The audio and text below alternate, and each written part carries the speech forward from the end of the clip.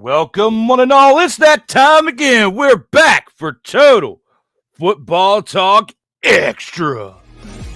Total Football Talk Extra. I'm your host, Drew Willingham, and excuse the technical difficulties right there as we were coming around the bend of the intro and on into the show. But without further ado, it's time to introduce this week's special guest once again.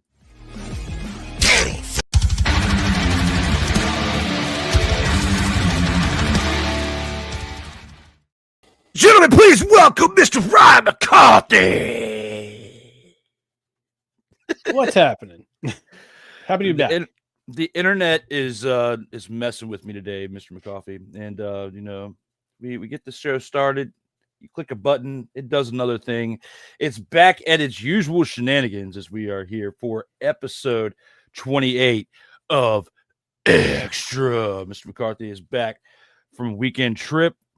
And I myself have been spending this week doing something I usually don't do, and that's produce a production to the magnitude of what I have been, as you guys have been seeing on other platforms. But for today, we have Monday Night Football, Thursday Night Football, and Week 16 action in the CFL to recap, but Monday night and Thursday night action in the NFL to look back on. And without further ado, let's take it on into the opening drive and discuss all these games. All right, let's go. We got trips, right? At 42, 989. On two. Ready? Quick.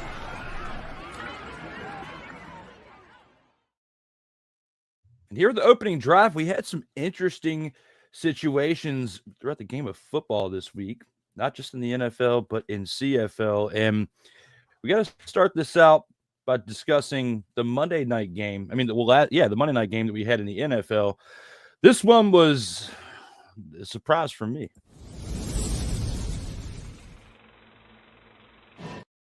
When it comes to the Detroit Lions beating the Baltimore Ravens in Baltimore, Ryan, I did not see this happening when it comes to the way the Lions have played this year. Yes, they had that win the way that they did over the Bears, but when it comes to going against Baltimore and what they did last year, both of these teams made noise and did a lot of great things, but when it comes to how they fared in the playoffs, one team did a little bit better than the other. And my money this week was on the Lions losing to the Baltimore Ravens, and it actually did not work out in my favor when it came to that, because Detroit Lions won this game 38-30.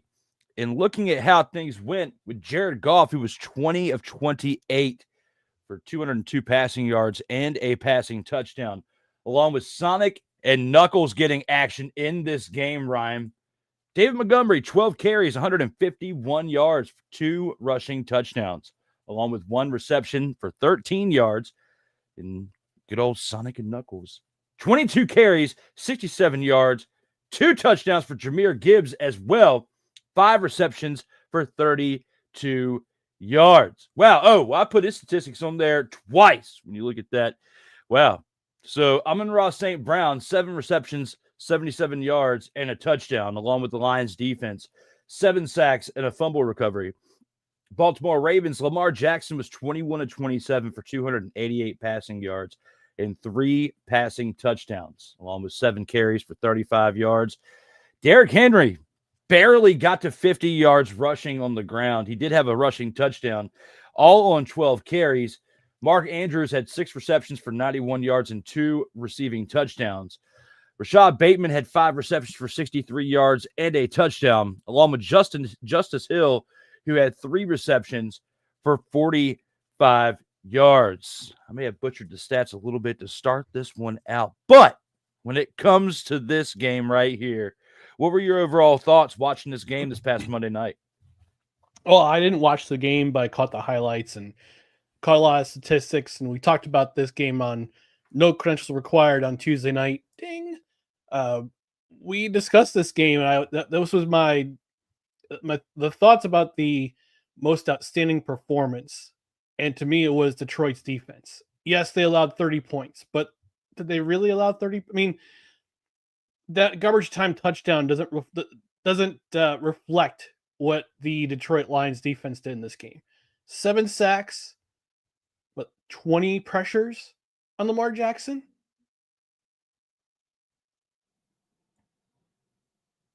You're on mute, Drew.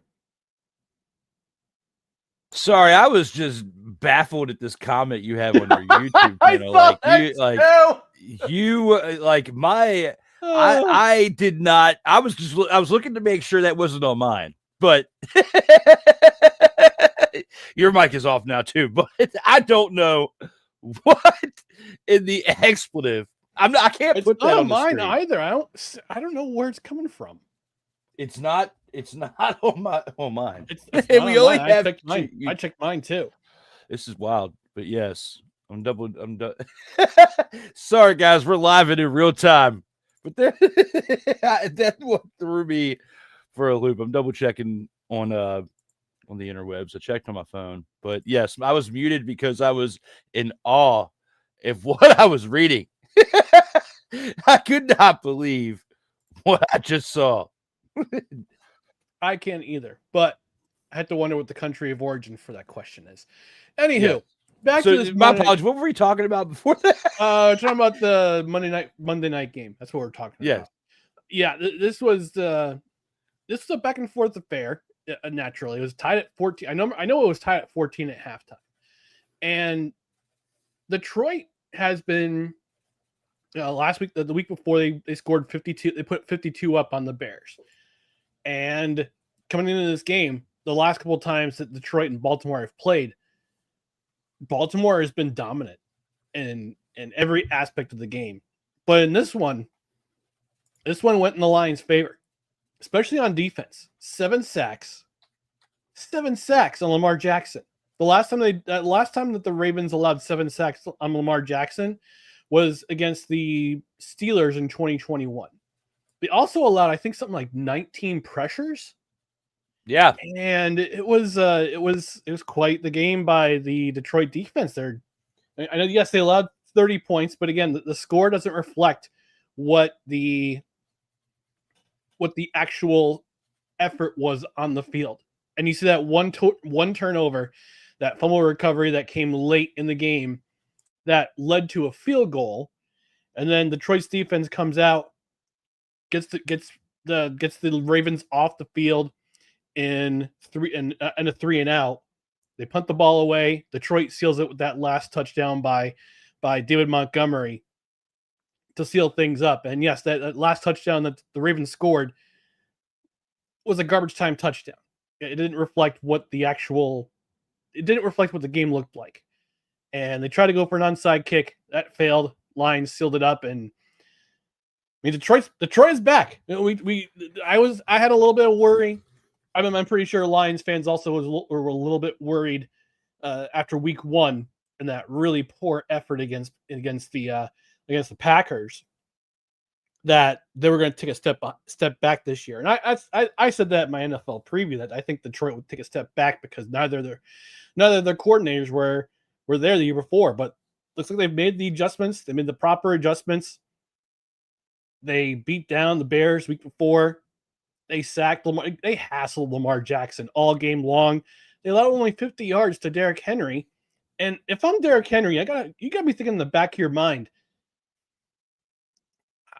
this guy rarely fumbles, and he's had 3 in 3 games this year. And they've all come at crucial times. In Buffalo, it was a crucial time in the fourth quarter. Same thing here on Monday night. And then the week before against the Browns, although that game was a complete wash because they beat them by 27 points. So if I'm Lamar Jackson, if I'm Derrick Henry, I gotta be having a meeting with myself and just say, okay, what do I have to do to keep the ball? Because this guy is a 2,000-yard rusher and he's an elite running back in this league. I have to wonder, but I also have to wonder if age is starting to, if this is the season we start to see age finally catch up to Derrick Henry, because I think he's 31 years old. Yeah, but I can't put all of that on Derrick Henry, with his age. Look at how the protection was from this offensive line in this game. I mean, when you look at how it went south for them in the Bills game, and that came down to the wire.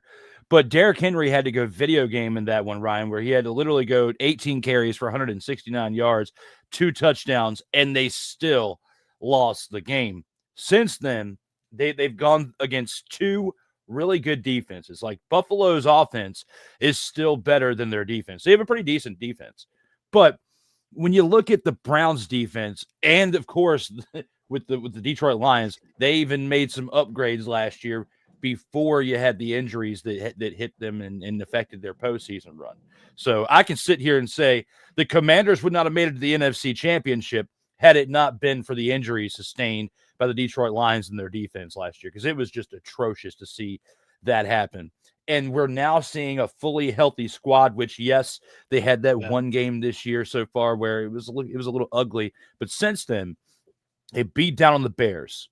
They beat down here on the Ravens pretty much. They put the pressure on the offensive line.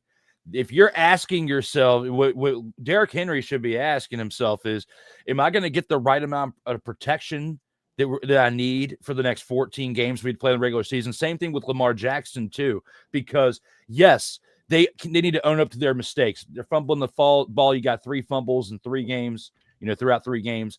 Yes, you do have to take some ownership there, and you have to clean that up. I'm 100% with you on that. But the one thing I want to add to this is say, you got to look at the offensive line here and question, are you going to be able to hold up against some really good defensive fronts? Because it's not looking that way right now.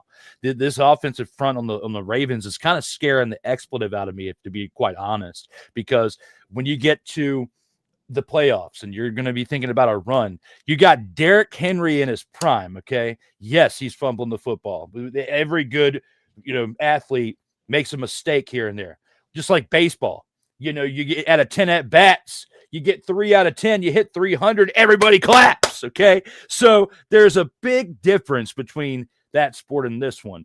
But if you have a fumble here, or you don't run out of bounds there to stop the clock, whatever the case may be, you make a slight mistake, I'm not going to, put your head on a swivel to make you look all around to make you worry about, are you going to get the right amount of playing time the upcoming week, or are we going to throw you under the bus for the mistake? No, of course you own up for the fumbles, but you got to look at the front that's ahead of you. And looking at what Mark Andrews did, the fact that he had almost 100 yards in this game, yes, you're slinging the ball around, but your biggest weapons are in your rushing attack. And Lamar only had 35 yards on 7 carries, which is a lot for average quarterbacks, but not for him. And Derrick Henry barely getting to the halfway century mark in the rushing yards and only having 12 carries. They didn't give him the ball, and they didn't feed him like they did in week 1 against the Bills, because they didn't want to get him hurt, is what I'm thinking. They didn't want to take any chances, because through 7 to 8 touches within those 12, they're probably seeing there's a breakdown in protection. That's what I saw when I was watching this on Monday night. And I feel like if the only way they're going to be able to improve in make an actual run this year is if they find some type of offensive tackle or offensive guard out there that they can plug and play, which at this point in the season, if that was going to be done, it would have been done 6 to 8 weeks ago. So you got to roll with what you got. And I don't like what I'm seeing through 3 weeks. They're now 1-2. The Ravens have got a long road ahead, and it all starts with that front. I don't disagree. Something's got to give. It absolutely does. But good on the Detroit Lions for pulling this win out, because they did have a little bit of a tough start to the season. But yes, Ryan and I are definitely in agreement when it comes to this Monday Night Football game. It's now time to discuss the Thursday night game.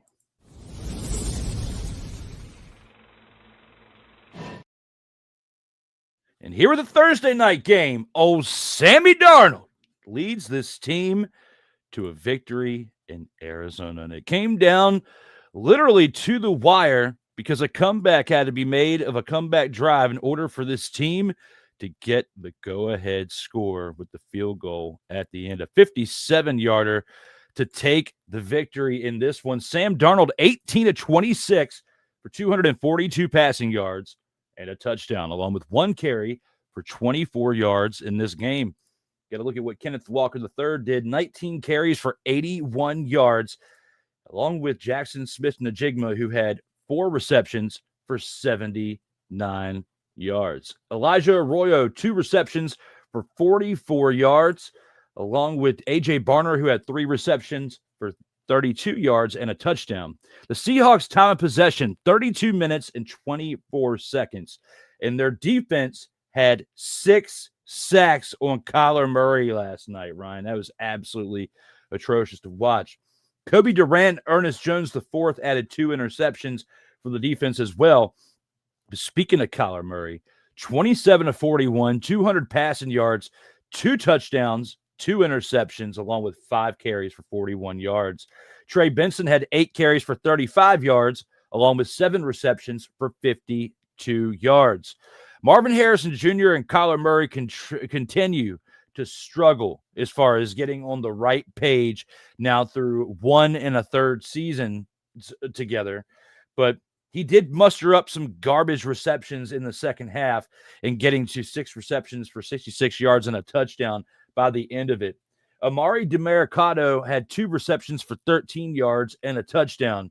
And even though they lost, the Cardinals' defense wasn't too bad.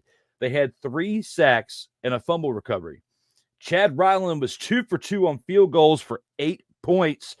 And he also had a big error, though, even though he was perfect field goal kicking when it came to kicking on sides.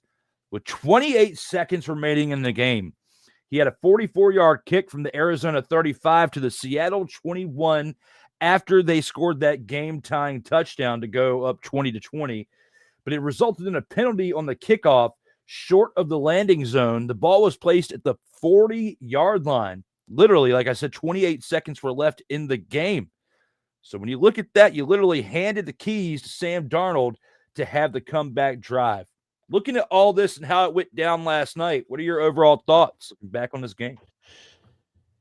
So I just looked at the stats for this game and for last game. Amon-Ra St. Brown in the Monday night game had 7 receptions and 77 yards. Marvin Harrison, 6 receptions, 66 yards. Mega Millions is at $474 million. Should I buy a ticket? But in all seriousness, I watched the first half of this game, and State Farm Stadium they were booing their guys out the building after the first half. I love this is the only so you know about the NFL rivalries jersey that they're rolling out over the next 4 seasons, and this was the first time we actually saw them in action. And I didn't really see it, and I didn't really notice it until I saw the color scheme on the field. This is just off. This is how my brain works, folks. But I really like those rivalry uniforms by the Cardinals. They're pretty sweet. Painted desert, the colors of the flag on the field, those alternate colors for the Cardinal. Those look tight. I gotta say. Anyway, back to the game. We're looking at an offense on the Cardinals. We're seeing what it looks like without James Conner in your backfield. And it's unfortunate that James Conner is done for the season. I'm praying it's not a career-ending injury for Mr. Conner. From every indication, and he's going to be out for the season, but I'm just hoping that he'll come back next year. But this is what the Cardinals offense looks like without James Conner in your backfield. What's up, Snowman?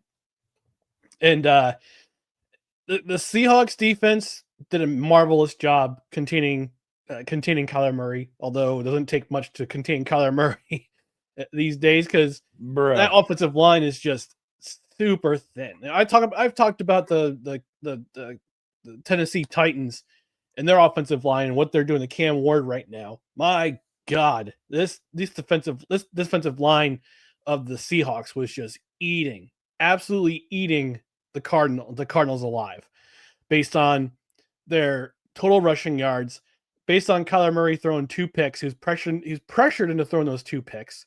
Granted, he had 41 yards on the ground, but Seattle was getting in his face. Offensively for Seattle, you're spreading the wealth. And I hate saying this because I'm a Jets fan, but this is the Sam Darnold we should have seen back in 2018, 2019, and 2020 with capable staff around him, with around Sam Darnold, and a capable offensive line to protect him. Well, he's been with the quarterback whisperer since then with Shanahan. I understand that, but this is the guy I wanted to see when he was drafted by the Jets back in the day. We're starting to see that confidence. And again, he was with Kevin O'Connell last year, who also brought out a lot of his game. And his confidence has grown since he was on the 49ers as the backup, and since he was in Minnesota last year, outside the last 2 games of the season where he crapped the bed, notwithstanding. But this is a Sam Darnold everybody has been wanting to see since 2018. And granted, and the guy still is he's still in his 20s. So this could be a quarterback we see maybe win a title in the NFC West either this season or next season or next couple seasons. And this is an offense that is very balanced with Kenneth Walker in the backfield, Zach Charbonnet getting some handoffs, and you see him. You see the sheet with the with all the receivers that he was throwing to. Besides JSN, you had Elijah Arroyo, who was the rookie, and if you had AJ Barner as your parlay for your touchdown last night, you're a liar. Because I never heard this guy until last night when Darnold found him for a really nice touchdown. We I have been talking about him on Total Football Talk, the main show, over the last few Sundays. So, but I will admit, until this season, I didn't know. Yeah, and you'll probably hear about him tonight on Seahawks Sessions with my co-host Dustin Henry. Ding, nice, which is at 8:00 Eastern on. You can find it on YouTube. But yeah, this game was tighter than I thought it was going to be. I thought Seattle was going to win by multiple scores, but to the Cardinals' credit, they kept fighting. They tied the score, and then Chad Ryland. Oh God, gotta be the sickest man in America. Well, yesterday, the sickest man in America. Not getting the ball to the drop zone. Start at your 40. You don't have to drive very far, and then Jason Myers gets the smelling salts, kicks the 54-yard field goal, and wins it for the Seahawks, and they get a win in the division. Yeah, at least he's not Scott Norwood. So, but it was still bad, especially when you look at how the rules in the NFL are today. They're much different than they were back then. And, you cannot have any really slightest of any error now because of the way the rules are. They favor the quarterback. They favor the receiver in different ways. It's hard to be a defender. A lot of things have changed, especially that affect the last 2 minutes of the game. So when you're inside the last 2 minutes of the game and you make this mistake right here, it's absolutely huge. And that's why I had to make a note of it. And I'm watching this last night and, working on some other stuff. And, you're talking about your plug, the plugs that you had or whatnot earlier. I at least want to give you a shout out, for what you guys have been doing with and the other shows that you had. I was checking out this other one where you were talking with the Jets. It was called Just Embrace the Suffering. Just embrace. Yeah, I've changed it from Victory Monday to Just Embrace the Suffering. Me having this week off from work, I've been able to look at different things I usually don't have much time to look at. I was watching that. I love that name. But I'm thinking of the suffering that this man is going through on that. When I saw that last night, it made me think back on the episode I watched the other day. And the name is still just burned in my head. Okay. And now you have to embrace the suffering if you are Chad Ryland today. Yep. So perfect name for your show, but it's the perfect name for how he's feeling today on Friday after what happened last night. Just embrace the suffering. Let it go after today, Chad Ryland. Have a few brew pops tonight. Have a good night. And start studying for how you can kick the ball in the right spot next week, because that right there is the key to success in the NFL if you're a kicker. So, but other than that, huge for Sam Darnold. We should have seen it go down to overtime, and then it may have gone a different way. But it's like Kyler Murray is cursed at this point, Ryan. That's what I feel like when I'm watching him, because at the games that this guy has had this year, that they're 2-2 at this point, and they should really, in essence, be 3-1. They should have beaten this team last night. They should, technically, if you really look at it, they should be 4-0 because they should have beat the 49ers too. They lost by 1 point. So, well, I mean, should only counts in horseshoes and hand grenades, doesn't it? yes. I mean, you could say that to the Panthers, who almost beat them too. But even though the Cardinals won that, they still, if you want to say almost horseshoe, you guys said the Panthers too. But I'm saying this is because you have somebody you drafted really high last year, son of a Hall of Famer, somebody who has got a lot more hype behind him than any other Hall of Famer who's got a son in the NFL right now, besides Shedeur Sanders. Okay. But still, you got more hype than him. You were drafted as high as you were. You were supposed to be the number one option as far as receiver over there for the Cardinals. And it's not anything that Harrison's doing that's wrong, in my opinion, with watching the film. He's doing his job. He's getting open. But there's two things. One, Murray, at some situations, is running for his life back there. Okay. They need some help on the offensive line, not as bad as some other teams that we've talked about, but they do need some help. Okay. And two, you got to accurately get him the football. That if you've got 6 catches for 66 yards, but you might have been targeted for another 6, and you can't get him in there because the ball's not getting to you properly, then that's just another discussion we got to have for another day when it comes to that. But right here and now, 2-2, this Cardinals team should have a better record than what they do right now. And if they don't turn it around real quick, they're going to be on the outside looking in for the playoffs. And then we're going to have another question of potentially coaching change with Jonathan Gannon. We've had so many different coaching changes in Arizona over the last 20 to 30 years. And throughout the history of its franchise, it's not even funny. They don't stick with really a coach long enough, besides Wisenhunt, who had a decent opportunity over there, and he led them to the Super Bowl with Kurt Warner. There really hasn't been a coach besides Arians and him, in my opinion, that has really stuck around to see like a half decade of coaching within the team's within the organization's history. So Cardinals have a long way to go. And for that, I think that we're not going to see a lot of big things out of them this season. No, the Cardinals were everybody's sexy pick for dark horse, possible dark horse playoff contender in the NFC. The last 2 weeks has not shown me that they are. Their defense, their defense is good. They got a decent defense. Calais Campbell doing his thing. Josh Sweat on that left side of the defensive line, but I have to wonder if the Kyler Murray experiment is going to end very soon in Arizona if they don't go to the playoffs this year. But the part of the reason why it won't end is because his contract is too big. His contract is huge. They don't have a possible out of this contract unless they trade him. Unless the Cardinals trade him, there's no out until 2028. And can Cardinals fans stand it to have this happen again for another 2 seasons and 3 seasons, including this one?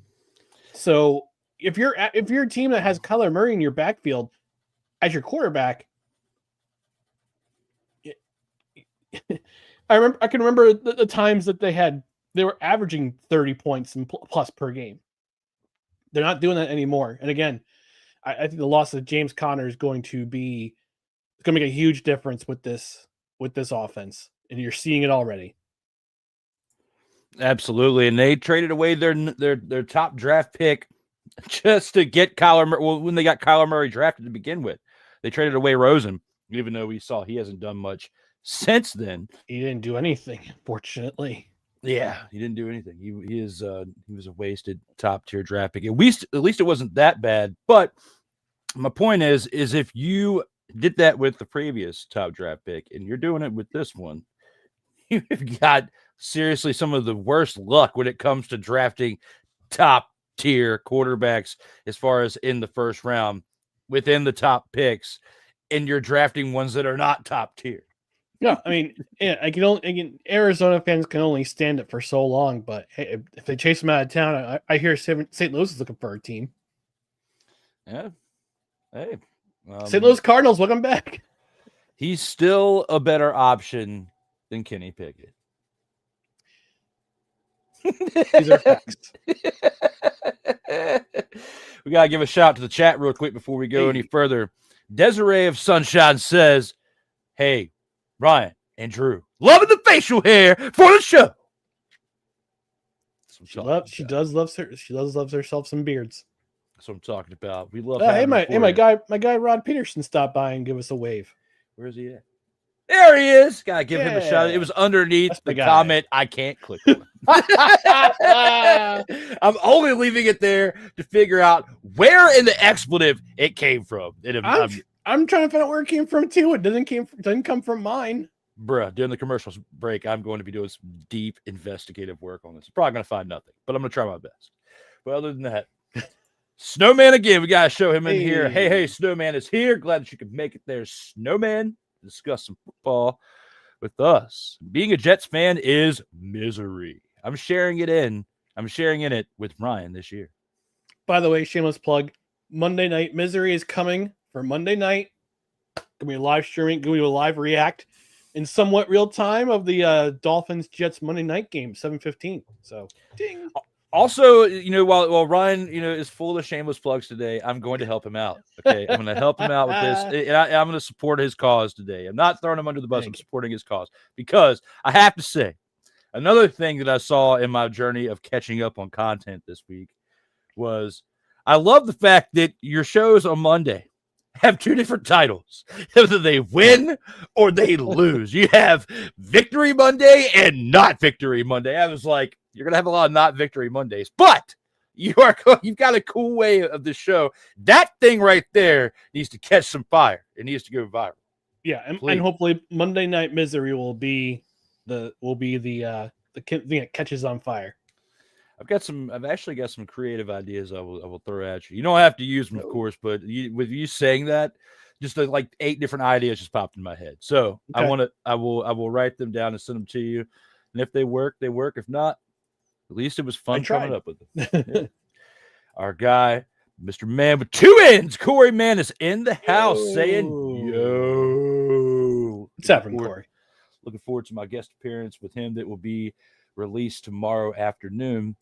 And he also says, Marvin Harrison Jr. letting me down in fantasy league, man. You and a lot of other owners, too. Yes, and it's this guy right here. Not Ryan, the graphic that I'm trying to point at to say that Kyler Murray needs to consider moving on because it's his reason, his bad play that's resulting in your fantasy league getting affected by Marvin Harrison Jr. only putting up 6 receptions for 66 yards. Excuse me, except you should also have a touchdown last night, so you should have at least gotten a little bit of help there. But we're expecting 10, 12 catches from Harrison a game at this point in his second season, and it like 100, 110 yards. Like we're expecting that, especially the hype that he had coming out of Ohio State. Yeah. So that's part of the reason. It's part of the reason why he has that hype, because it's Ohio State. Yes. And, speaking of hype that gotten to become trash, we got to talk about these Dolphins and Jets Monday night game that he's throwing down here. How do you feel about your team being on primetime? As compared to the last couple of years, the Jets are only on twice in primetime this season. They'll be tomorrow. It'll be this Monday night against the Dolphins, and after their bye week in November, I think November 13th, they're on Thursday night. Yep, the 13th of November. So there's only 2 times that they're on primetime this year, as opposed to the myriad of other times they were on last year because of a certain quarterback that was there. So I guess you could say you're welcome. Bruh, this is going to be the dumpster Pelican Bowl of the week. And unfortunately, we will not be here next week to discuss it together. But hey, it is what it is. We may have to find a special segment to recap it, even though it's going to be a week old. The week later, because the Jets will be on primetime. All I can say is, come for this pain, stay for the memes. It sounds like a Homer Simpson, like hanging out at Moe's situation. Like, that's what I'm thinking. Like, yeah, that's some pretty bad misery. You're gonna have to wash it down with some sorrow juice. I chose this pain. I chose my pain. That's my pain. At least I can balance out my misery with the Yankees and the Devils starting soon. So facts. Yeah, very true. At least you got something to cheer for over there. MHJ, Marvin Harrison Jr. on the bench, man. First 3 weeks, I had enough. I don't blame you. Because it's not like, he's going to catch the ball if it's thrown to him, actually thrown to him. I'm talking about like Murray's got to get it to him. But they've got multiple factors that are affecting this on the offense. It's not 100% Kyler Murray. It does involve Harrison Jr. a little bit, but a lot of it has to do with the pieces they have around him. And James Conner not being there is going to affect this team a lot because, you're not going to get the amount of rushing attempts that you would normally get to him as he would carry the load with establishing the flow of the offense. That affects your play action. They also have and ever since, Jaden Daniels had such a great year with it in Washington last year. The Cardinals are amongst the teams who were, if you've noticed over the last 3 weeks, have a lot more RPO plays in their arsenal now on offense than they did even last year. So going back and actually looking through different things going into last night's game, I kind of had thinking about that during the halftime. I was like, I wonder how often they really did RPO last year because I didn't really remember them being a huge RPO team. And they did it a little bit, but not to the magnitude of the amount of plays they were trying to run last night and with James Conner this year. So that affected how they ran the offense last night because they didn't have James Conner in that game. And it showed. And even though the game was close, they're not going to have that type of effect on teams with trying to establish the flow through their running attack.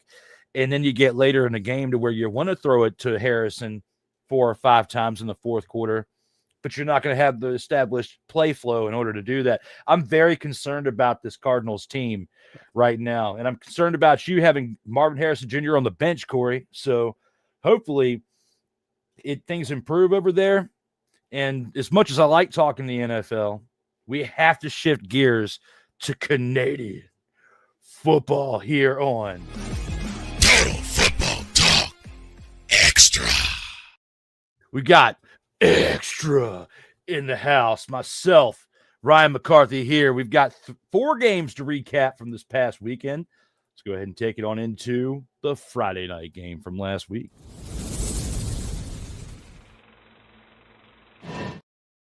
That was the 7 p.m. contest between the Alouettes and the Argonauts. The Alouettes winning this one 21-19 during a week. There were some rules announced that will be changing over the course of the next couple seasons for the Canadian Football League that I know Ryan is excited about. And without even knowing, I'm pretty sure at some point in this show he's going to bring up something about that because it was huge news. Oh, it'll be in the post game. That's what I figured. But to kind of blend that in with this right here, the Alouettes on the road getting a big win in Toronto because they needed it. They've had a pretty tough year, and they needed to make a statement here with the ability to actually do something. And McLeod Bethel Thompson, as you say, the law offices of him, 18 of 30, 228 passing yards, 2 passing touchdowns, and he had 3 interceptions. They still found a way to win this game. Yeah. They still, in spite of him, they won. In spite of his play, yes, in spite of him. Because even that, you look at Stevie Scott, who only put up 13 carries for 54 yards and 2 receptions for 19 yards. Tyler Snead had 4 receptions for 68 yards and a touchdown, along with Tyson Philpott, who had 6 receptions for 66 yards. Alouettes defense, 3 sacks, 2 fumble recoveries, and 1 interception by Wes Sutton was a huge impact in why this team was able to pull out the victory at the end. Their total penalties for the game, the Alouettes had 5 for 41 yards. On the other side, the quarterback for the Toronto Argonauts stepping up. Was he like the third, fourth, or fifth string quarterback? Because this guy hasn't even played. Third stringer, yeah. Third string, yeah. I knew he was definitely on up there as far as backups because I don't even know how to say his mother father name, Jared Doge. I think it's Jared Doge. Okay, well, the coin himself. Go with it. We'll go with it. The coin himself. Okay, To the moon. We'll call him Jared. We'll call him Jared Coin, or for extra. Jared Coin went 25 of 37 for 207 passing yards, a touchdown, and an interception, along with 4 carries for 18 yards on the ground. Now the Argos without Jared Coin, 18 carries. No, my bad. I got too excited and read that wrong. Let's back up. The Argos rushing without Jarrett Coyne had 8 carries for 7 rushing yards. Ew. Less rushing yards than the attempts that they had in this game. 8 carries for 7 yards, Ryan McCarthy. What in the father is wrong with this team? There's no mother in front of it. It's just what in the father is going on here. I know. They let go of their bell cow running back they had the last 2 seasons before week 1 of the season. Yeah, we've talked about that enough, between Total Football Talk and here. We have discussed, Kadeem Carey not being there and how much that has affected this team. So, yes, but you got to have protection in order to, and they have not, they've been another team that has had some question marks in there. And that, I don't think who you have, I think you could put Derrick Henry back there would make a difference for this team because that's just how bad they've been playing overall. Jake Herslow, 6 receptions for 51 yards and a touchdown, along with Kevin Mittal, who had 7 receptions for 49 yards, rounds out the offense for the Argos. Their defense, though, did put up some decent numbers, and that's why they were actually in this game. They would have been blown out had it not been for their defensive production. They had 4 sacks with 3 interceptions, one by Darren Slawicka, Wynton McManus, and Tavares McFadden. The 3 of them each getting an interception and contributing to this Argos defense. And our guy, Liram, was 4 of 5 on field goals for the day, 13 total points, contributed 13 of the 19 points. Looking back at this game right here, Ryan, between your team, known as the Alouettes. How do you feel about this victory they had from this past Friday night? I like it. This was a good win for them. They stay in second place in the East Division. Is a win that was much needed. Wes Sutton had that game-sealing interception off of Jarrett Doge. McLeod Bethel-Thompson, this was his last game for now as starter of the Alouettes. Although the week before they had a great game against your Saskatchewan Rough Riders in Saskatchewan. But this is the time of year where they're getting healthy. They're getting healthy at the right time. So they got their primary receivers back. They got we're not talking about them, Desi. We're talking about the Montreal Alouettes. You said the name, and I will say I'm just conserving the energy for the moment. But continue. Okay. All right. But Montreal is getting healthy at the right time. They've had some struggles with staying healthy. They've got their primary receivers back in Austin Mack and Tyson Philpott, who registered 66 yards. Tyler Snead is clearly McLeod Bethel-Thompson's favorite receiver. As you can see on the score sheet, 4 receptions for 68 yards. The defense is starting to pick it up, starting to pick up their effort. 3 turnovers of their own, two fumble recoveries, and that game clinching interception by Wes Snead. Wes Sutton. I'm trying to see what they did. They did see if there's any other giveaways they have. Nope, none others. But they got the ball. They got it done at the right. They're starting to gain momentum at the right time because in a couple of weeks, Drew, I say this in the span of about 6 weeks. East Division semifinal is here, and Montreal is looking to clinch that second place spot, but they're also in contention for first place. They're still 4 points out of first place with 4 games to go. With Hamilton in first place, we'll talk about them in just a few moments. But man, good for the Alouettes. getting healthy, getting big wins, stacking up those wins. They've won 2 in a row. Their away record is better than their home records. So they got to win some games at home starting tonight. But Toronto, Grey Cup champion last year, things were looking good. They did not have Nick Arbuckle in this game, which I think would have made a bigger difference if if he had played.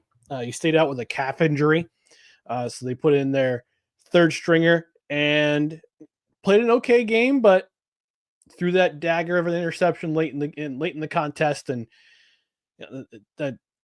Liram Haralahu missing a field goal that could have been the difference in a win and a loss for Toronto. So give credit to Montreal. I'm just trying to see the schedule. So they got Calgary tonight. Trying to see when they play, if they play Hamilton again this year, and they do not. They do not play Hamilton this year again. So they have back-to-back in Ottawa against Ottawa for their last 2 games of the season. So this is the right time to stack up wins, secure your playoff spot, get your fans in the building for a playoff game, whether it be the semifinal or the final. If they win first place, and this is a stepping stone. This game was a stepping stone. Took advantage of mistakes and got the win. One thing's for sure, if they go the rest of the season looking at games like this. You're fucking scared. Yeah, you're fucking scared, man. It's going to be a long road for this team. So they have got to get things together right now, because even though Kevin Mittal is paying his retainer fees at the law offices of McLeod Bethel Thompson and getting all those receptions, it's not paying dividends for the long run, especially when he's going back on the bench. Nope. But if they need him, they need him. I mean, Davis Alexander comes back this week. He is in the starting lineup for Montreal this week. So we'll see if his hamstring holds out. We won't see the law offices again for the rest of the year. But if Alexander gets hurt again, got a capable veteran backup who can lead the team. Either way, one thing's for sure: the law offices start with.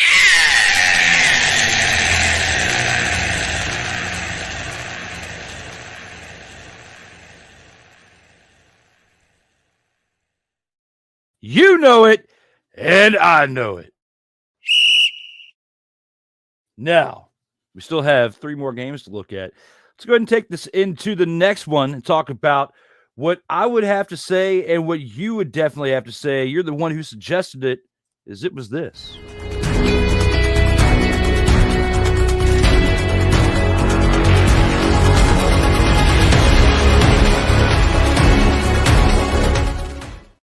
The upset of the week, as the BC Lions, who have not played up to par in comparison with the Calgary Stampeders this season, we did not see this type of one-way, one-sided, outcome last week when it came to this. 52-23 was your final score. Nathan Rourke, 20 of 24, 331 passing yards and 2 passing touchdowns, along with 6 carries for 43 rushing yards and 3 touchdowns.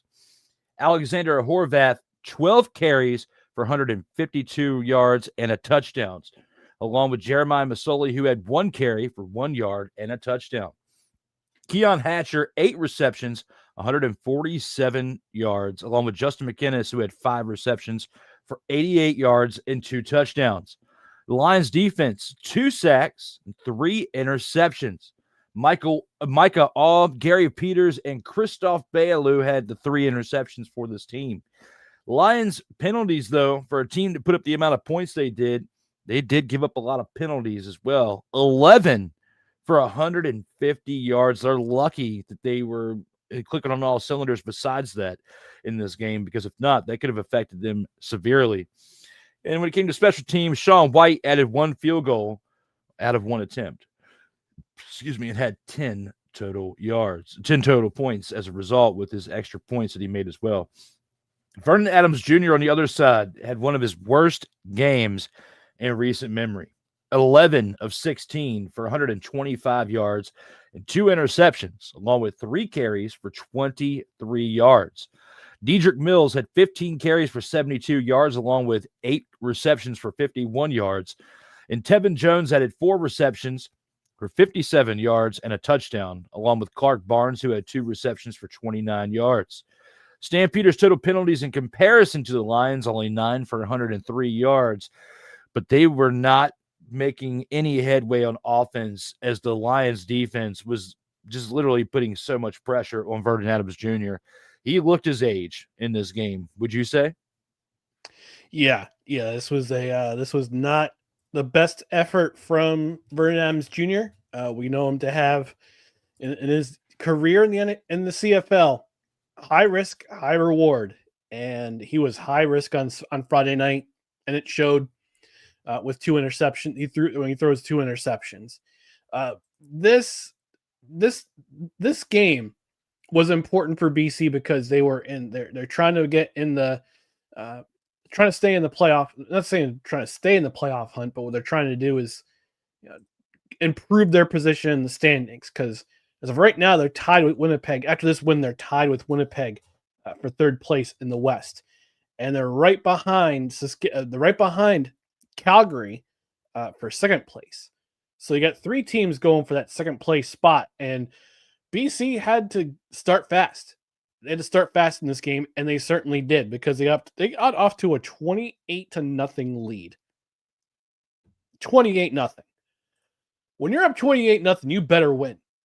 You better effing win that game, and they certainly did. They certainly put a beating on this Calgary Stampeders team, whose defense up to that point, up till then, had been playing fairly well. I mean, but they've also been very streaky this year. They've had some games where they've been this team has been looking like world beaters on defense one week, and the next week they're surrendering a score like this, 52-23. Vernon Adams Jr. again, high risk, high reward. You get the high risk in this game, and it didn't pay off. It didn't pay off for them. I'm looking to see how many. So let me just see their sacks. 2 sacks, 3 interceptions. Micah Awe had an interception. Micah Awe, great linebacker. Love to see the effort out of him. I think I got my swagger back. Yeah, this defense got swagger back in this game. This is the game that the Lions needed. And I talked about their defense, how they're not physical. They're not very. I mean, up front they're physical, but the rest of their defense is not playing great. Doesn't really play up the standard. They don't force a lot of turnovers, and they got 3 interceptions. Three interceptions to this game. Awe, Peters, Beaulieu, who's an outstanding rookie for the Lions. So full credit to the Lions, man. This was other than the penalties, they got to clean those up. 28-0 at the half, and 24 points in the second half. Nathan Rourke is looking like every bit of the most outstanding player candidate in the CFL in this game, with 2 touchdowns, 2 passing touchdowns, and 3 on the ground. He scored 5 touchdowns. He accounted for 5 touchdowns. 5 touchdowns. Yep, 5 for the BC Lions. And I also got to give credit to Alexander Horvath filling in for James Butler with 152 yards of his own in that long 70-yard touchdown to basically wrap up the scoring for BC. So James Butler will be back this week, but Horvath filled in masterfully and had a long touchdown. And look, this BC Lions offense is capable of scoring a lot of points, but they're also balanced. It's what you like to see in the CFL. So good on the Lions. Stampeders back to the drawing board. They got a tough matchup against Montreal this week, and it looks like Vernon Adams Jr. is going to be in the lineup. So will we see him get pulled again? We don't really know. That is unfortunate for Calgary fans at this point to even have the question marks at the quarterback position, especially when you look at somebody with the clout like Vernon Adams Jr. Yes, he goes big or goes home quite a bit throughout his career, as you've said. But you want the best for him because, the moments where he connects, they have some big games, no matter what team he's on. They got some big moments, but the consistency has been the question mark surrounding him throughout the overall points in his career. And it's not looking good, at this point in the year if you're making quarterback changes, especially for a team that started out this year as hot as they did. And we were talking about, playoff run potentially for them. Season's not over yet.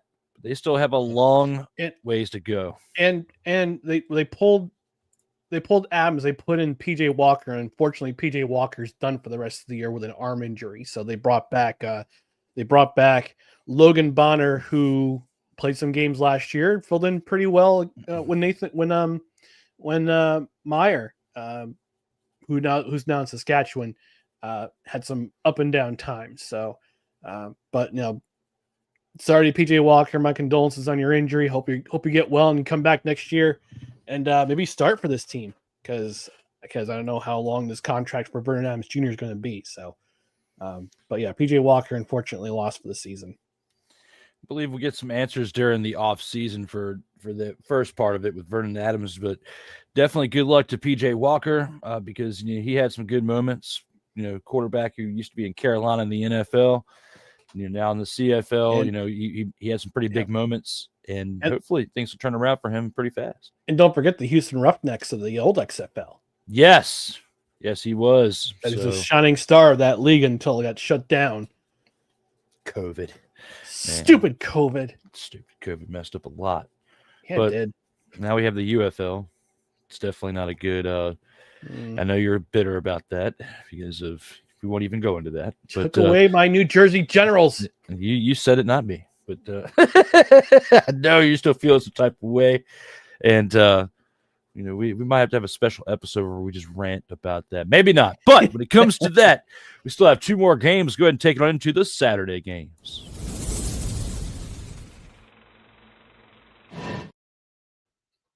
We're going to start this one out with the Winnipeg Blue Bombers and the Ottawa Red Blacks. The Blue Bombers winning this game 26-18 in this game. Where's that graphic, Drew? Where's that graphic? It has the bowling shoes. When it comes to the way that this went down in this game, I know I have it somewhere. It's not showing up right in front of my face until now.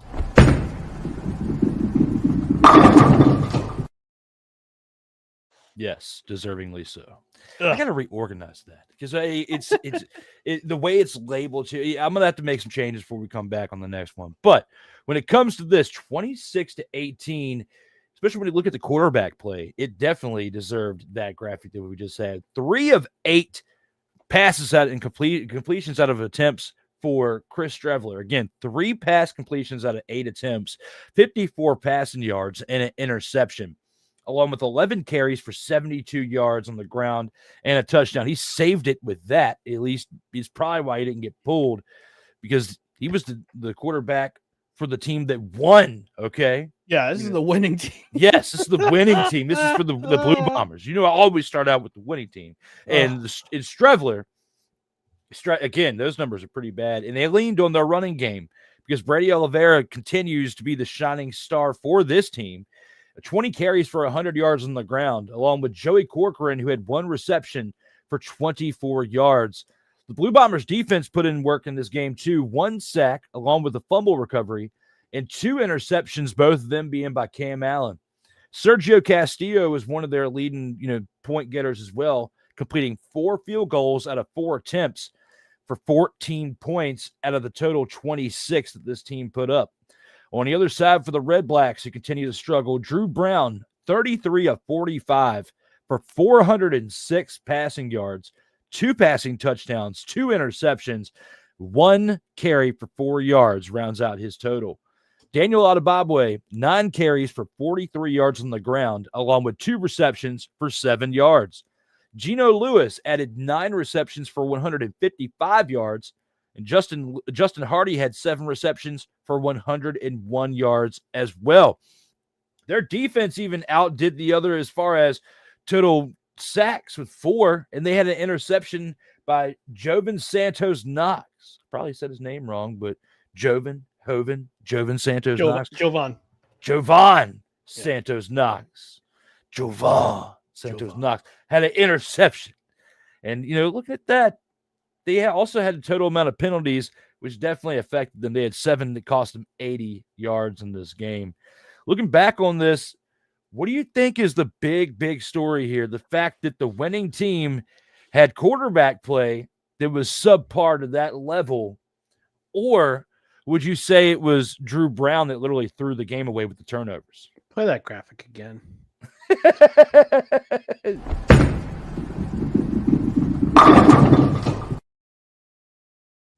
So you left one thing off the score sheet, Drew. One thing. What's that? Start of this game for the Winnipeg Blue Bombers was their return man Trey Vavel. Trey Vavel had a miss. You mentioned I don't know if you mentioned the kicker Lewis Ward for the Red Blacks missed a field goal at the 14:04 mark of the second quarter. Trey Vavel returned it 128 yards for a touchdown. You heard that right. You had the same. That's the same look you gave me. You gave me when I told you that Canadian Thanksgiving was on our Columbus Day. Yes. I'm surprised you didn't say what. Yeah, you did this to me that day.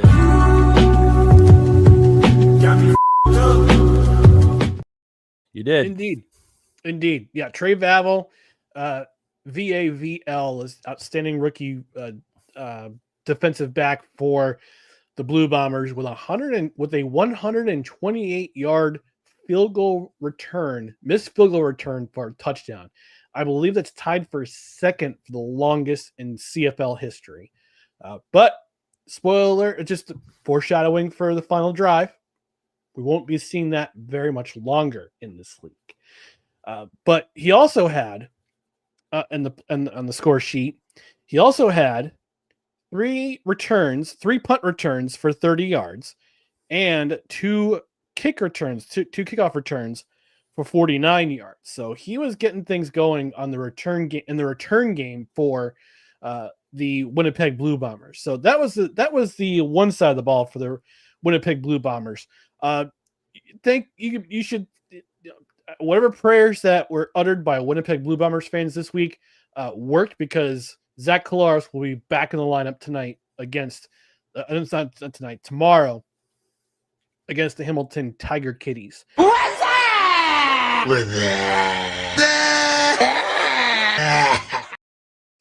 Yes, every receiver on that team is saying that to Zach Collaros to get ready to play the Hamilton Tiger Cats on Saturday. Because, oh my God, 3 of 8. 3 of 8. They're not running wishbone. This is not wishbone offense. Nobody runs the veer anymore. What? I said nobody runs the veer anymore. What? Nobody runs the wishbone anymore. What? 2 beers. Surprise, motherfucker. Dang it, what? On the flip side, Ottawa had their chances. Drew Brown was back in the lineup, flinging the rock because they don't have a run game. Even with William Stanback as your veteran running back, all his experience, you don't use him. You use Daniel Adebaboye. I'm still butchering his name. No, you're not. I'm not. No, you're not. No, Okay, you're cool. not. You got it. You're getting it. You're getting it. But Right, Drew Brown's slinging the rock, man. His arm's gonna be sore every single game. 45 passing attempts for 406 yards. He only managed 2 touchdowns. Come on, man. Ottawa, I think this game pretty much sealed their fate in terms of the playoffs. They got 4 games left to go. They need a miracle run on their behalf. They need to win all 4 games and have Montreal pretty much lose every single game and Toronto lose every single game to even have a sniff at the playoffs. And even then, it'll likely be a crossover. But this game, man, Ottawa, I had so much hope for them going into this season. Improved defense, they had a running attack to complement Drew Brown, but Drew Brown kept getting hurt. Drew Brown and this offense, I don't know. I can't find the identity of this offense except for we're just going to sling the rock every single game. And they do that in spades. And the only time it really changes is when Dustin Crum becomes their quarterback, because he at least uses his legs. Otherwise, you got pretty much a statue in the backfield. You got to protect him well to even have the production that he had. But he still threw 2 interceptions, which was basically led to the demise. And that long return, that missed field goal return for a touchdown, that basically broke the back of the Ottawa Red Blacks. And if you're the Red Blacks, I don't know if you start thinking about the future now with this team, because I love me some Bob Dice as their head coach, but bro, you're 4-10. This is a lost season. This is a lost season for Ottawa, and I had so much hope for them going into 2025, and this has just been a disaster of a season. Absolute disaster of a season. I feel so bad for Red Blacks fans who have been waiting for the team to come back to the playoffs in consecutive seasons and try to build off of last season's results. And unfortunately, they take two or three huge steps back this season, and it showed in this game how Winnipeg just won ugly against a team that is just they're trying to play it too fancy and trying to fly by the seat of their pants, and this is what you get, a result like this. 4-10. Ugh. You are through 14 games. This is tough to watch. And for the Blue Bombers, the good news for them is they got to 500, because we've had many times throughout this season, whether it's been here or on the home show with Total Football Talk, like between the two, we have discussed the fact that Blue Bombers, they start out hot and then they cool off, and then they give you hope.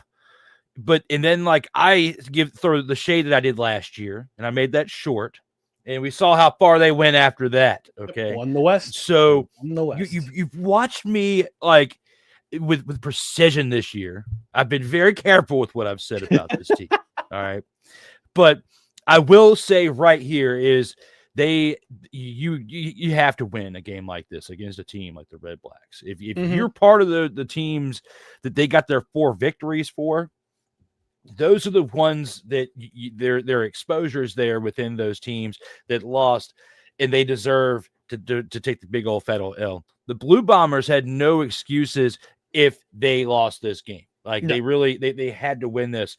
And this game, for me, considering the talent they're playing, was too close.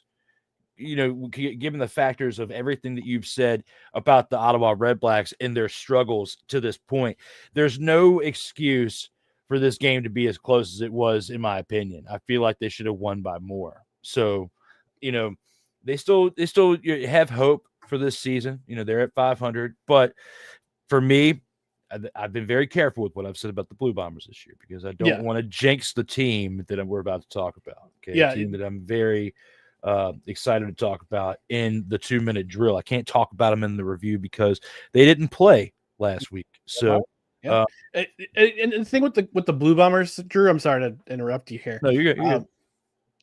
Every other team in the league is Chris Jericho, is Chris Jericho to the Blue Bombers hook, yelling, "Stay down! Stay down!"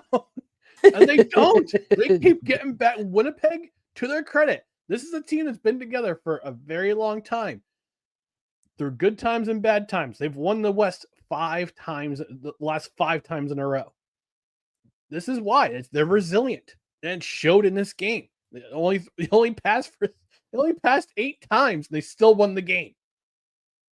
Resiliency.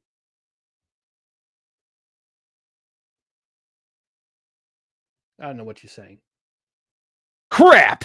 All right, now you can hear me like crap. Yes, that was not the plan was for that to happen. But what I will say is this. I look forward to seeing what the Blue Mowers can do with the remaining time for this year.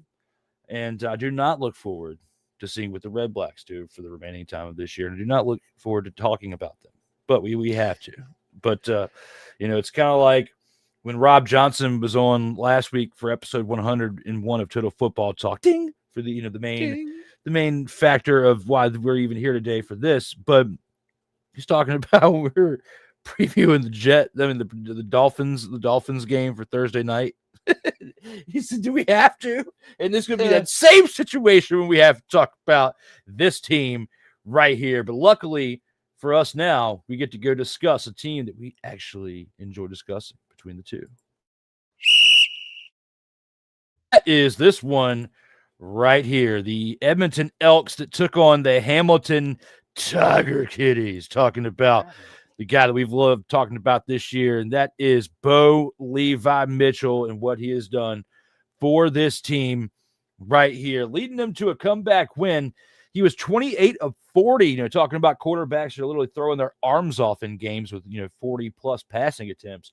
Had 28 completions out of 40 attempts for 311 passing yards, 2 passing touchdowns, and an interception.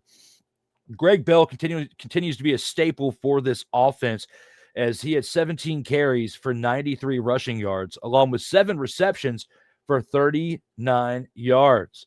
Kenny Lawler. I even read the wrong stat line. Let me try to get let me try it again. His name was Kenny Lawler, and he had 3 receptions for 46 receiving yards and a touchdown. Keandre Smith added 7 receptions for 89 yards. The Tiger Kitties defense, 3 sacks and a fumble recovery. On special teams, Mark Lehio, 5 completed field goals out of 5 attempts, was perfect on the day, contributing 17 of the 29 points put up by the Hamilton Tiger Cats. Cody Fajardo, 21 of 29 for 280 passing yards and 2 passing touchdowns, along with 2 carries for 16 yards. Justin Rankin added 10 carries for 41 yards and 2 touchdowns. He also had 2 receptions for 77 yards and a receiving touchdown as well. Curly Gittens Jr. had 4 receptions for 60 yards and a touchdown, along with Arkell Smith, who had 5 receptions for 41 yards on the day. The Elks' total penalties, though, 7 for 58 yards. They also had a sack with an interception by J.J. Ross. Looking back at this game and all the stats that I said, it's pretty easy to go back and look at this and say without a shadow of a doubt that this game right here was our game of the week. Game of the week for week 16 in the CFL. Looking back on it, though, Ryan, what are your overall thoughts looking at this game right here? Man, look at the stat sheet, and not only the individual stats, but the team stats. This was a pretty even game. I know Hamilton led in time of possession just by a hair, 31-15 to 28-45. Turnover battle, even. But here's second down conversions.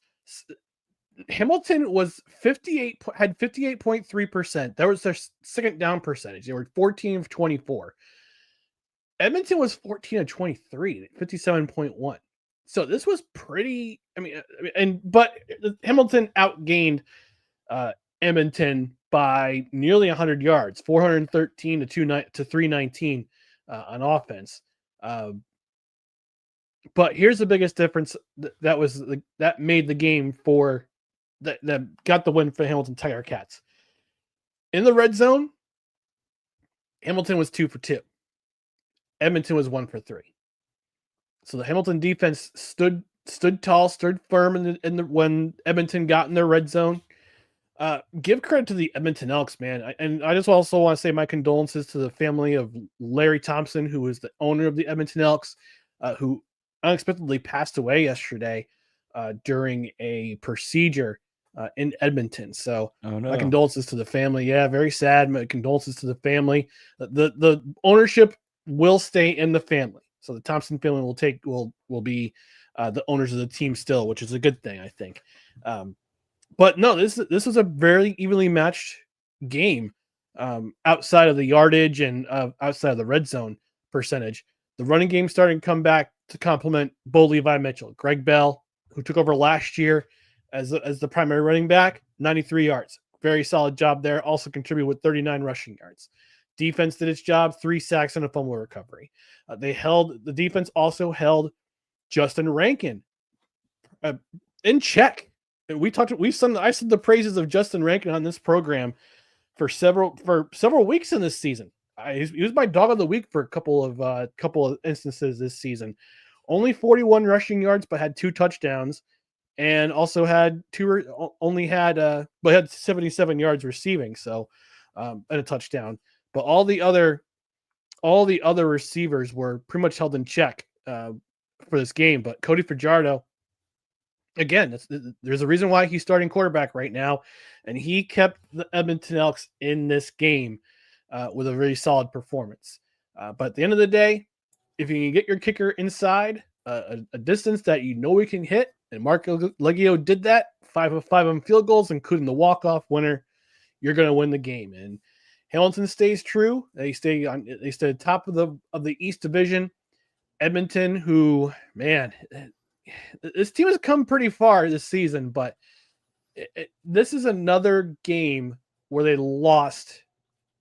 They lost, not in the final play of the game, but just with the by less than a score. And imagine what their record could be right now. They might be sitting on top of the West right now if they win all those 1-score games from throughout the year. But they're 5-9. I don't know if they're going to be in the playoff picture. Again, they got to win out and hope that BC or Winnipeg completely crap the bed.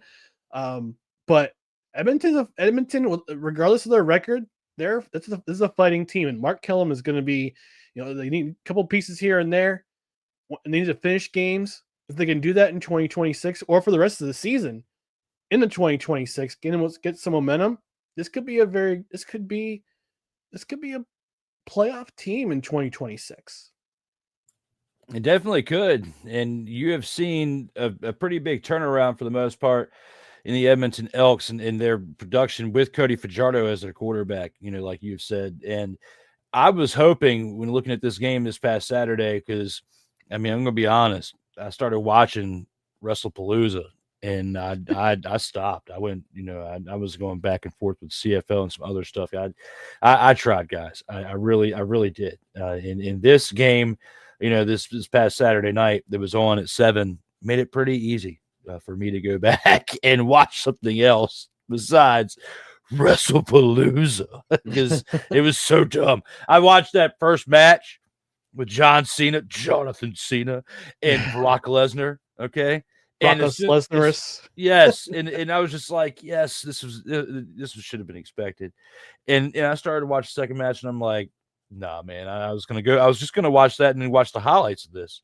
But then I started watching, and this was a whole lot more interesting because I was actually pulling for the Elks to win. Even though I like what Bo Levi Mitchell has done, I was pulling for the Elks because I thought it would be cooler for us to sit here today and talk about them being 6-8 at this point in the season. And Montreal being 2 points behind Hamilton for first. Yes. The very big facts there. So I want to see some big things out of the Elks, but like we talked about probably 4 to 5 weeks into this season on Total Football Talk, we said, I brought it up to you. I remember that I think we're going to see some special things out of the Elks in 2026. Like I said last year about the Rough Riders at the end of the season for this year. Because I said at the end of last year when we got to the playoffs and the Grey Cup time, and they were bounced out, I think 2026 will be a pretty solid year for them. And look at what they're doing this year so far. I won't speak on the name of the Blue Bombers again because of what happened in that short. But for the Elks, I put my hat into the ring by saying I think we're going to see a really productive year out of the Elks next year. Yeah. They now have their answer at quarterback. They just got to get some more pieces around him and some more protection up front in order to make this happen. So I looked at the next 4 games, the last 4 games of this season for Edmonton. Tomorrow they play Saskatchewan. Then they have a bye week. Then they play Winnipeg, at BC, home against Calgary.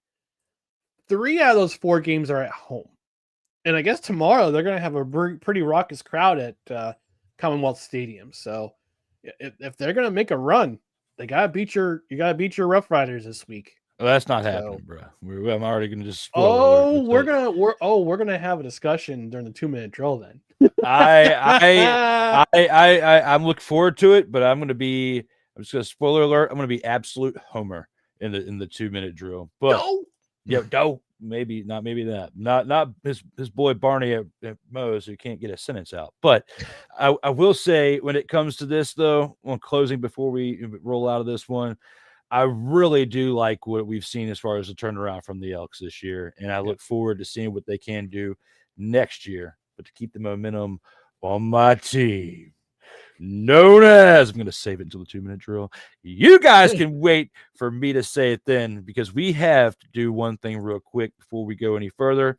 Let's take our one and only commercial break. But when we come back, we have the grand champ of the week, the snowflake of the week, and the 2-minute drill before the post game sends us on home. We'll see you guys here on the other side of this commercial break.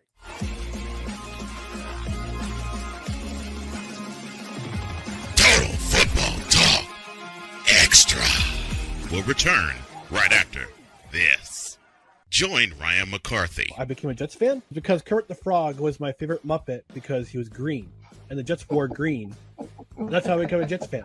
And Dustin Henry. ESPN is cashing all in on, let's pay a few personalities and we'll just kind of fill in the gaps, as they walk you through all of the world of sports from their perspective. The Albany Empire, it's a literal circus. No credentials required. Where, Ryan, say the tag. Where you don't need a press pass to talk sports. Live every Tuesday at 8 p.m. Eastern, 7 p.m. Central on YouTube and where you can find podcasts.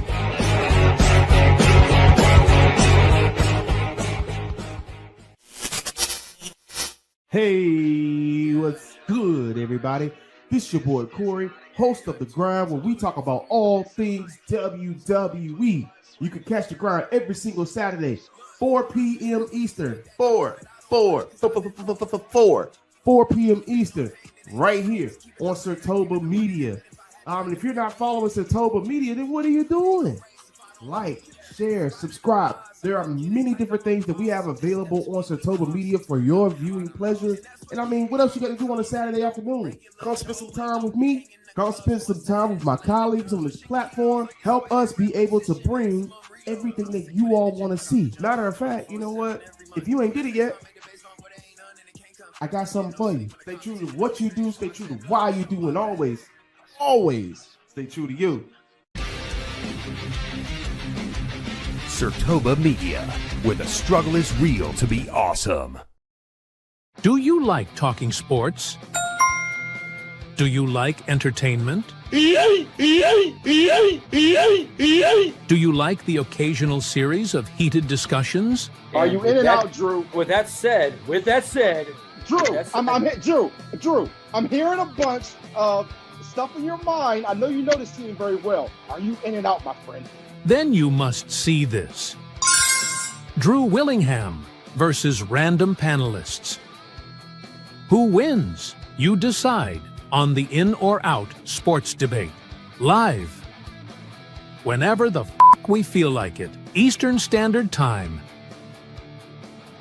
Exclusively on Sertoba Media, where the struggle is real to be awesome.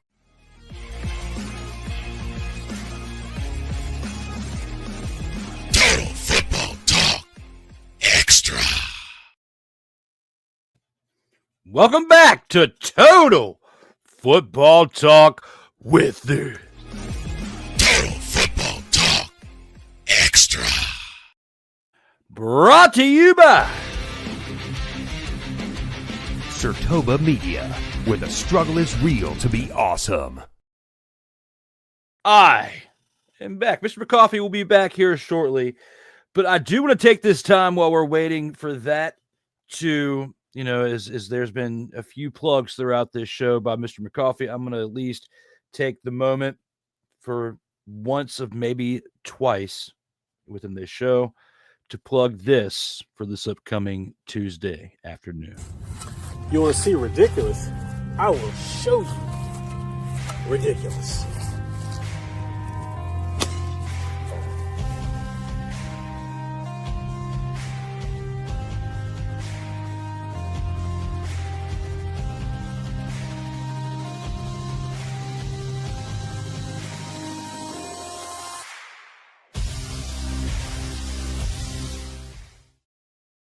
As we have, regardless, we move the Tavon Dawson story premiering on Sartoba Media this Tuesday afternoon. The story of my friend, my teammate that was killed in a head-on collision back in August, taking the past 6 weeks to put something really special together. I've never done anything quite like this between writing and storytelling and, voiceover work and so much more into this. There's a lot of video, a lot of photo, and a lot of great moments that'll be recapped. And it's not only an honor to be part of it, the story, but to be able to put it into something for people to have, for years to pass that'll outlive me. That's really special. So to be able to give back in that, I'm very, very excited to announce that. I've been talking about it for weeks, but I wanted to make sure that at some point today, between now and the post game, since he's finally back now, Mr. McCoffey, that we get that one out there. So now that Mr. McCoffey is here, we will go ahead and take this on into our Grand Champ of the Week.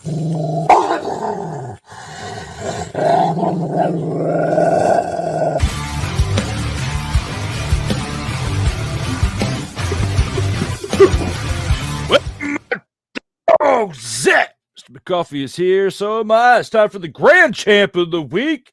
And with that, we'll give it to Mr. McCoffey. I was trying to remember who my grand champ was. I think I remember who it was. Oh, yes. From the Winnipeg Blue Bombers, Trey Vavel. There he is. I'm tired. Trey Vavel, Winnipeg Blue Bombers, outstanding defensive back, had many, many return yards against the Ottawa Red Blacks. But the biggest stat was that he returned a missed field goal by Lewis Ward in the second quarter. He took that ball and he ran 128 yards for a touchdown. That's right. 128 yards for a touchdown. It was an amazing play to watch on the replay. And for that, I mean, there were many other dogs, other contenders for Grand Champ of the Week, but just because this play made such a tremendous impact on the outcome of the game, I gotta give credit where credit's due. Trey Vavel, he is my Grand Champ of the Week, my dog of the week. Nice. That's definitely a great choice there, Mr. McCarthy, as that is a huge play and a huge contribution to that game that made that actually, fall into the favor of that team. So we'll look at it for what it is. Take it there. I'm glad you were able to recall who you had because I was trying to find it in the moment that you were actually doing this. So we both should be honorary snowflakes of the week for the next one. But when it comes to that, I'm going to take it into my choice as well. And for my pick, I'm going to go into the NFL and I'm going to talk about a player that we have from this past weekend. That's Jalen Hurts of the Philadelphia Eagles, as he put up these numbers, 21 of 32 for 226 passing yards, along with 3 passing touchdowns. He had 9 rushes for 40 yards, along with 1 rushing touchdown, putting up big numbers and big contributions for the Eagles in that comeback victory against the Rams. The Rams were winning for like literally 3 quarters of this game. and the Eagles come back in the fourth quarter, all because of the leadership of Jalen Hurts. I have to give my grand champ of the week to him based on if we're going to judge anybody from this past weekend. And I saw what we had in the CFL, but based on who was secondary is my choice to what you picked for that pick of the week. I couldn't follow anybody in comparison to what you had, so I was going to go with the Eagles here and go with Jalen Hurts based on what he did this past week. So my choice for grand champ of the week is this guy right here. So solid choice. Thank you, sir. With that, we're going to take this on into one of my favorite times of the week, and that is the selection of the... Oh, no, where is it? Oh, no. It's supposed to be right here. No. It's supposed to be right here. No. Oh, wait, no, hang on. Never mind. My apologies. Okay.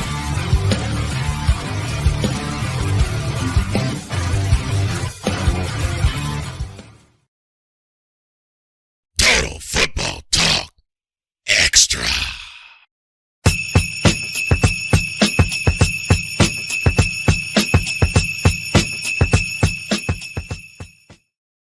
Sorry to scare you guys. I was like, I know the button is here somewhere. And with that being said, it's now time to discuss the snowflake of the week. Who absolutely sucked this week, Ryan McCarthy?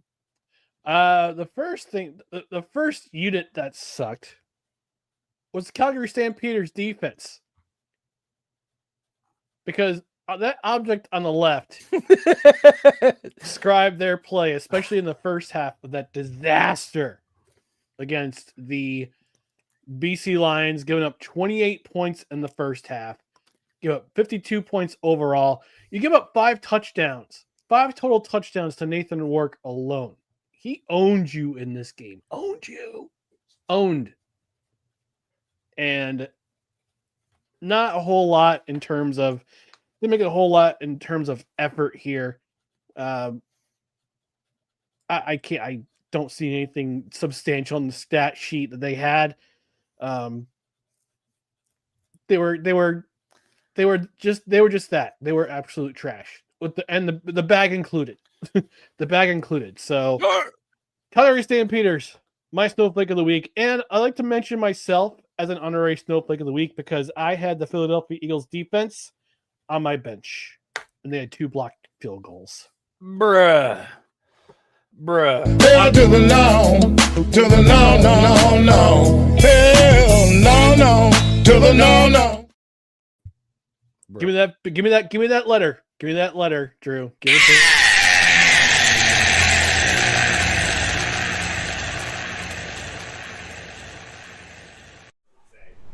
You guys want to hear a fucking story? Delete! You can't handle the truth. Thank you. you get the real of Get them all. Get them all. I'll take them all. Oh, you know, wow, you just sparked a memory. Oh no. When I first did that, I said I need to clip that out, and I forgot. Okay, because life happens, and we have, I do multiple shows in a week, and then of course we all have lives, right? So, I forgot. So right now, I just wrote it down. It is going to in 2 weeks when you and I are back. I'm gonna have that button to click on. All right, because at some point we're going to be talking about them. But when it comes to that, yes, I'm with you on cutting it out. So yes, but I'm also going. You know what? That too. That's written down now too. Cut it out from Full House. Yes, Dave Coulier. Yes, shout out. Yes, because he is fighting some big battles. But with that being said, it's now my time to discuss my pick, and hopefully it does.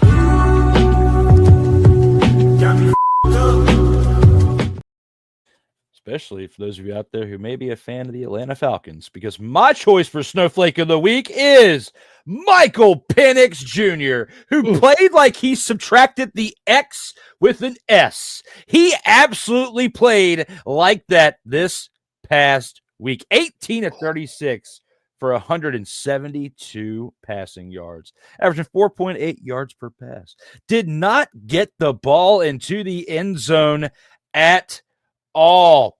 2 interceptions on the day. He also added 1 turnover on downs. Now, when you look back at this game right here and you look at his overall production for the 2025 season there, Ryan McCarthy, you know it, and I know it, that they are spending a lot of money for a backup quarterback on the bench right now, okay? At some point, if you continue to have games like this, and especially losing to the Carolina Panthers 30-0 as a result, there is no mother, father, and way that they go too much longer without shifting back to Kirk Cousins and doing it in a PR way of not so much to hurt him long term by saying he's not the answer, but so much more as he needs to get more time to develop behind Kirk Cousins while they're investing that money to Kirk Cousins to be part of the franchise that's supposedly helping to develop him to begin with. But obviously he hasn't seen enough in practice, in their time together, in the classroom studying together this playbook. All right. It's not clicking. It's not clicking in 2025. We have seen 6 starts now from Michael Penix Jr., okay? And 6 starts. I'll ask you, as bringing you in as part of the Snowflake of the Week with this one, since you honoraried yourself as Snowflake of the Week, I'm going to bring you in to talk about this one with me. Do you think that within the last 6 games that he has played, he still deserves to be the starting quarterback for week 4, or should they shift back now? If the Giants are going to shift to Jackson Dart after 3 games and Russell Wilson, should the Falcons now shift back to Kirk Cousins after watching 6 starts with this gentleman right here? If you want to save your season, absolutely. Yes, Kirk Cousins is old. He's coming older. I'm sorry, not old, but he's old. I can't say old because I'm 48. He's older in terms of football years, and he's come off an Achilles injury because he tore his Achilles tendon in 2023 as well. But he has that experience, and I think part of the reason why Penix was given the keys to the kingdom was based on that Week 18 game last year against Carolina. That was an absolute classic, that classic shootout between the Panthers and the Falcons. You can't base your decision off of one game.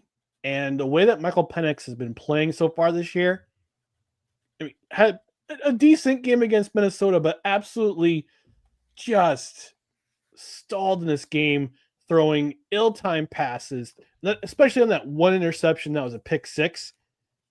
Inside your own 10, your own 15-yard line, you can't throw a pass like that because it's just going to end up in disaster. So, yeah, if I'm Raheem Morris, but again, I'm not Raheem Morris, but if I were, I would have Kirk Cousins start this week.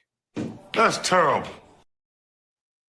The fact that we even have to have this discussion at this point, because we've heard all off season about how Penix is the guy for the Falcons in their eyes, and he, with somebody who's getting paid as much, the most expensive backup quarterback in all of NFL history at this point. You have to admit that the most expensive backup quarterback you have on the bench, and if they have a subpar game this upcoming weekend, you have no choice, because whether it's to save the season or to save your job, literally, Raheem Morris, at this point, because it was you that, with the money they invested to Kirk Cousins, you decided to bring in Michael Penix Jr. with that high pick in the first round this past year. So with that being said, had you not done that, I'm not saying last year wouldn't have been the same, but at this point this year, Kirk Cousins had the entire offseason to fully heal, because it wasn't like when Aaron Rodgers had the injury in that same year when they both tore their Achilles.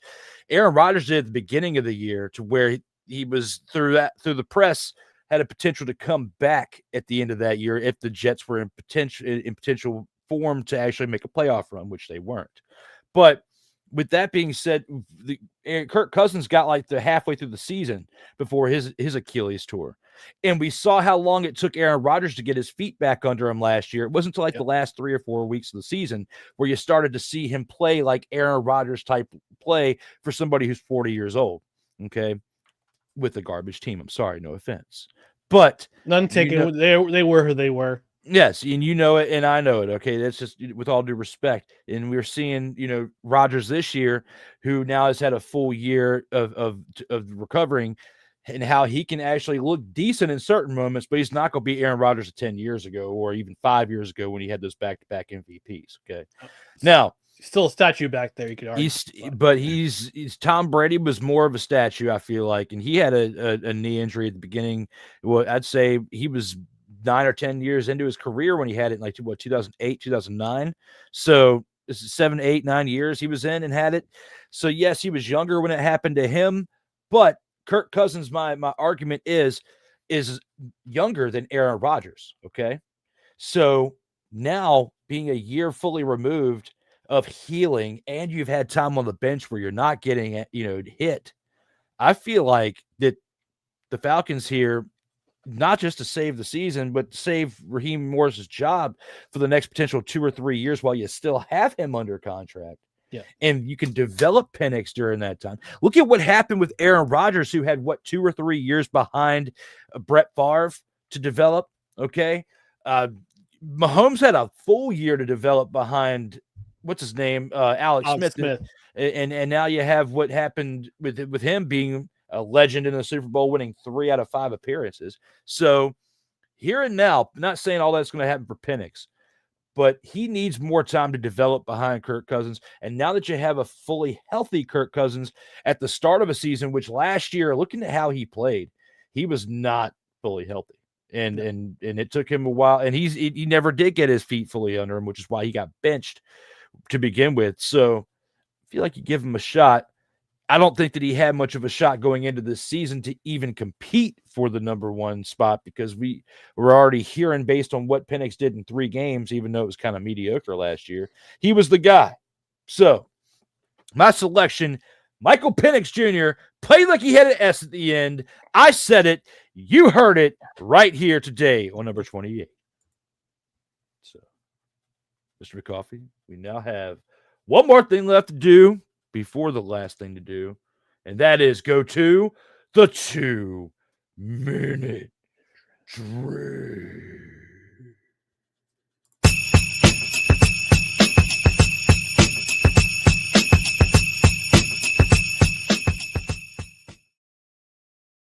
Total Football Talk Extra.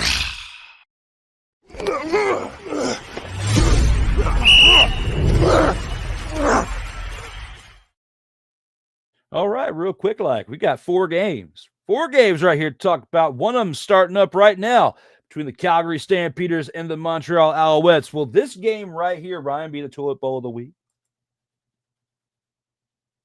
With a what? Toilet bowl of the week. Calgary, Montreal? Absolutely. Yeah. Not. Absolutely not. Okay. You said it. I heard it. No. This is going to be a good game, I think. David, as I mentioned before, Davis Alexander, he is back from his from his stint on the 6-game injured list. He's back in the building, back at quarterback, took the starting snaps in practice this week. He's back in the lineup. This game's going to come down to whether or not Montreal can get its run game going again. Stevie Scott, he's got 174 yards in his last 2 games. And Calgary is actually allowing 114 yards per game on the ground. For a defense that was once vaunted, and for the first at least 5-6 weeks of the season, they were stopping everyone. Now they're allowing 104. At this point of the season, they're allowing 114 yards per game. It's not good. It's not good at all. It's also going to depend on the health of Vernon Adams Jr. Like which version of Vernon Adams Jr. are we going to see in this game?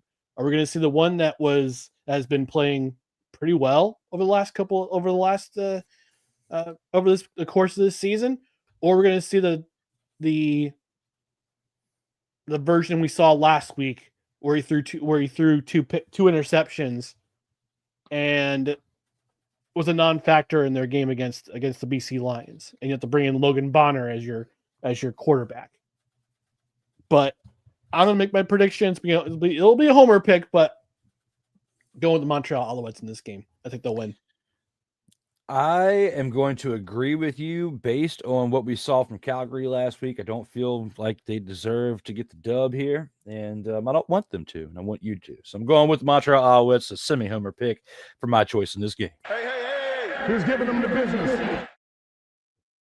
Our second game tonight, 10 o'clock, between Toronto Argonauts and the BC Lions right here. Do the Argos get blown out like the Lions blew out their competition this past week with the Stampeders? It won't be a blowout, but I don't think Toronto will win either. Nick Arbuckle's back in the lineup for the Argonauts. On the other side of the ball, James Butler is back behind Nathan Rourke in the running backs room. This is gonna be a shootout. I think this is gonna be a shootout, honestly.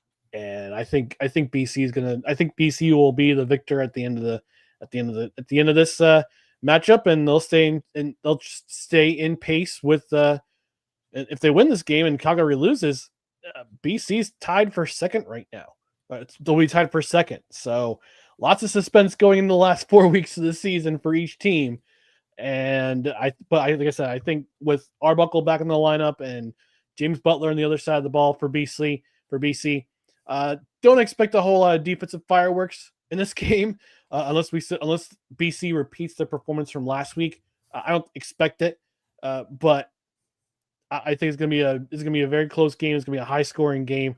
This might even be a late season pick for game of the year in the CFL. But I'm going with the BC Lions.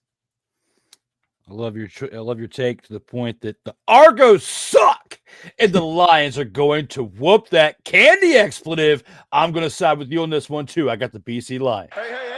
Who's giving them the business? And now it's time to talk about our Saturday games. I get to get hype twice here because 3 o'clock we have the Hamilton Tiger Kitties taking on the Winnipeg Blue Bombers. Who do you think is going to win based on how I just said it? Whew. Boy, this is a tough. I think it's going to be a tough game. This is a tough game to pick. I mean, based on the fact that Zach Kolarz is coming back in the lineup for the Winnipeg Blue Bombers, their return game is strong. Hamilton has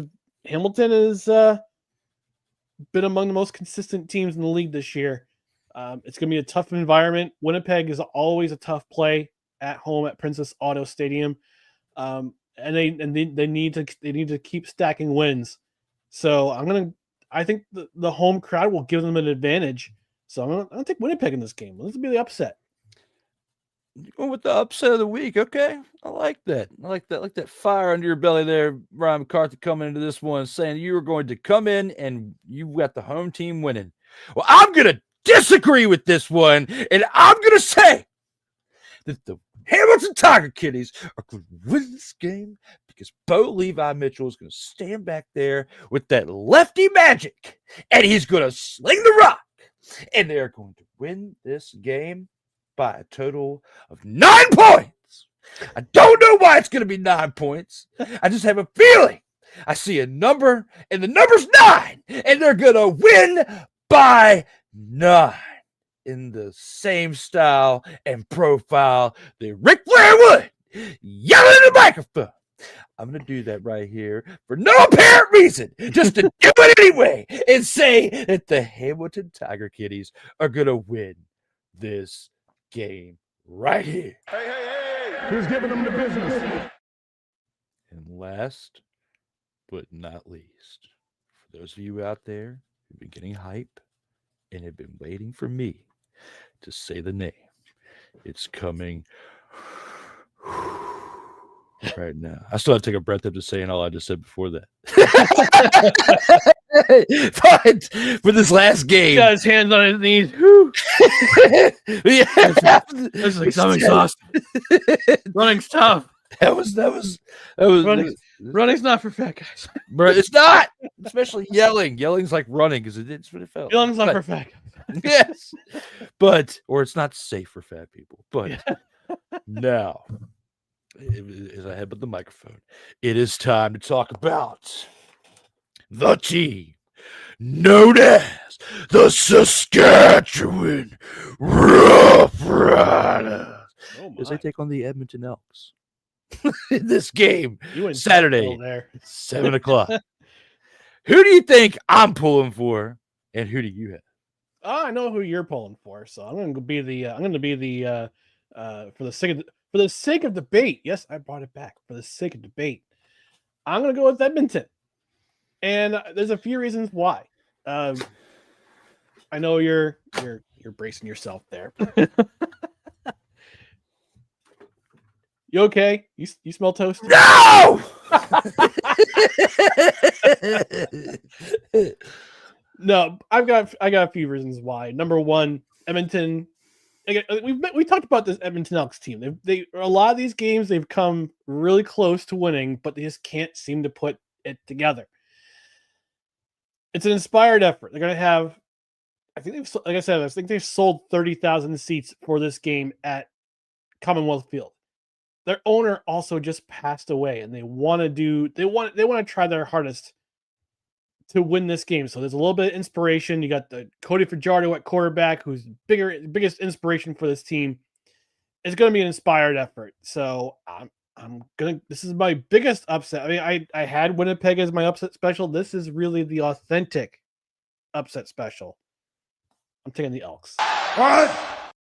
So I'm taking the Elks. What? You heard me. I'm taking the Edmonton Elks. What? That's right.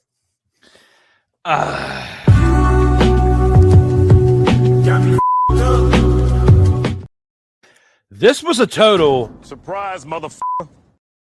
I was not expecting to hear this until you had said, your allusion earlier to this. But I think you are delusional right now.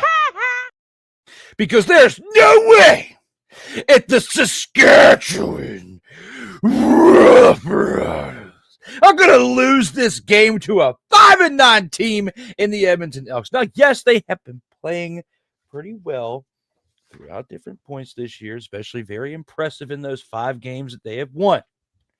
But we sit here and we discuss there is only one team that's really been the kryptonite for the Rough Riders this year. That's another team that had a pretty dismal performance this past weekend, okay? But I don't even want to mention their names. It's a touchy subject because the 2 losses out of the 3 that they have are to this team is their kryptonite, and one of them is not the Elks. Ryan McCarthy. No, no, it's not.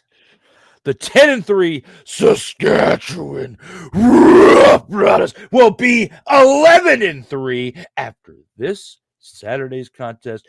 You know it, and I know it, whether you want to admit it or not. But for the sake of debate, I loved absolutely everything you said because we can't agree with everything. And I can't look like an absolute homer, even though I'm not helping my cause right now. But you know it, and I know it, that the Saskatchewan Roughriders are on an entirely different level this year. I know I see Desi's comment. How could you? I did. Yes, but she got hype. So the anticipation was building. And there's a homer alert. Homer alert! Whoa! I can't do the Ric Flair as good as I used to back in the day, but I came on with it, and I did it. And yes, Brian, how could you let me down? But at the same time, we can't agree with everything. So I have to respect it. I have to respectfully disagree, though, because now, for one final time, I get to say it in this episode. The Saskatchewan Roughriders, as I have an epic meltdown on the side over here, are going to win this game. Not again. We don't joke about that, Ryan McCarthy. Sorry. Yes. Subject. I do need to be careful because, yes, I got really animated in this one. But it was fun. It was really fun. And if I went out for a good cause. So, actually, I can't yet. I got like 2 more days to put something together. Then anything can happen. All right. Not saying I want it to happen. We're going to be here 2 weeks, not planning on it. Lord protect my friend Drew as he completes his project. Amen. Hallelujah. Yes. Hallelujah. America. All right, now America. back to the program with this one. Week 17 in the books as far as the predictions. We only got one more thing left to do, and that is take it to the post game. As long as it's one. Mr. McCarthy, and everything we've talked about in this show for episode 28, what's on your mind here for the post game? All right, I foreshadowed this towards the beginning of the CFL portion of the program. There's some changes coming, and these changes are long overdue for the Canadian Football League. They're coming out in two phases next year. It was on Wednesday afternoon. Oh, I'm sorry, on Tuesday afternoon. My apologies. Tuesday afternoon. Monday afternoon. God, I've lost all track of time. I've lost all track of time. Monday afternoon, there was we had the news conference with Commissioner Stuart Johnston, who said when he was installed as commissioner back on April 2nd, there were going to be some changes in the CFL that are coming. Monday, he announced those changes, and they're going to be coming in two parts. And some of these changes, not a whole lot of people, especially if you're a traditional CFL fan, you're very happy with. So first changes come next year. Instead of a 20-second play clock, there'll be a 35-second play clock.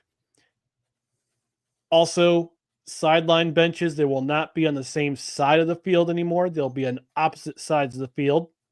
And we'll also have modification for the Rouge in that next season, you will not have a missed field goal that goes out of the end zone result in a Rouge in one point, because that's rewarding failure. Instead, that will be taken out, and if the team that gets the ball after the field goal miss concedes a point, that's when you get your point. So, or on a kick return, you get stopped in the end zone, other team gets a point. So that's coming in 2026. And 2027 is going to be the biggest changes to the Canadian Football League game, to the Canadian game. Not only will there be a shorter field to work with, going from 110 to 100 yards.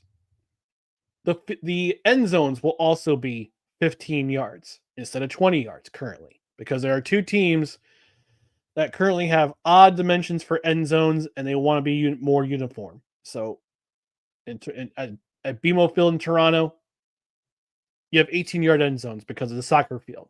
In Montreal, you have the cropped end zones at Percival Molson Stadium, which makes it difficult for teams to score a touchdown in that stadium. So 2027, 15-yard end zones, more universal. Not only that, but the field goal posts, which are currently on the goal line, will be moved back to the back of the end zone. So lots of changes coming for the CFL. I have noticed on social media, people saying that they're going to be canceling their season tickets. They're no longer going to watch this game. You've Americanized the Canadian Football League. No, you haven't. This makes the game more marketable for people who want to watch the CFL. And there are rumors and rumblings that there could be an American team added, as in the United States, if this catches on. There's also been the rumor of them with the Canadian Football League merging with the UFL, but that's a crap rumor. I don't acknowledge that. Yeah, that's not happening. That's not going to happen. But going back to my point on social media, people are argle-bargling. I'm never going to go back to the CFL. This ruins everything in the CFL. This makes this game Americanized. It doesn't. You still have 12 men. You still have 3 downs. I don't think it's ever going to go 4 downs. 12. Never go 4 downs. You have 12 men. You still have a 65-yard field that's wide. All right. You got lots of room to run. You got lots of room to go on this field to do things. And these rules, I welcome them. I support them. These rules, you have to innovate in a business. Look, there's rule changes in the NFL every single year. There were 30 rule changes this year alone. Look it up.